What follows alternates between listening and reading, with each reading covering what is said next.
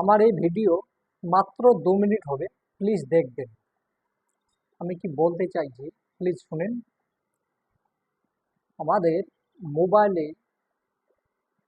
যে সব ভিডিও আজকাল চলছে, কেউ যদি কোনো শিক্ষা বিষয় নিয়ে আলোচনা করে, কেউ একটু দেখতে পছন্দ করে না। তার কারণ শিক্ষা চাই না। কোনো কেউ কোনো কিছু বোঝাতে চাইছে, কেউ দেখতেই চায় না। কিন্তু কিছু মানুষে তারা কিছু সমাজকে খারাপ রাস্তায় নিয়ে চলে যাচ্ছে সেরকম ভিডিও বানাচ্ছে। কত ভিউ, কত লোকে দেখছে। তার মানে সমাজটা কোন দিকে চলে যাচ্ছে একটু দেখছেন। শিক্ষা চাই না, আমাদের দেশের লোককে শিক্ষা চাই না। শুধু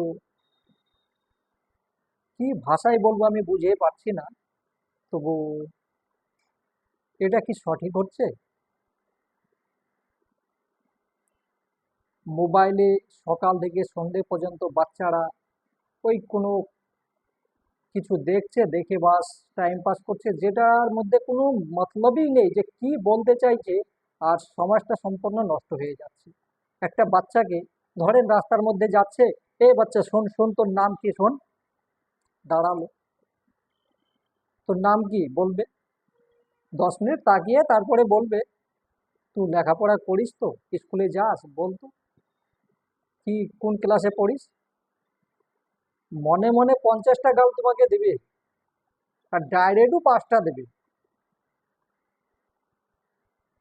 এই হচ্ছে আমার সমাজ।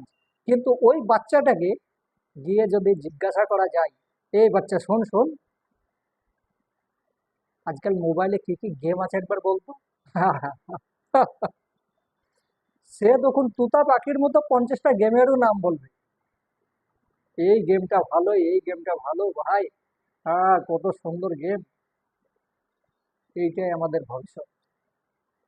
তো প্লিজ এখন থেকে আপনারা সুধার যান, বাচ্চাদের হাতে মোবাইল দেবেন না।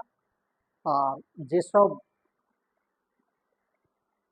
ভিডিওর মধ্যে কিছু শিক্ষা পাবেন, সে যেটাই হোক না কেন, শিক্ষা পাবেন অবশ্যই, সেই ভিডিওটাই দেখুন।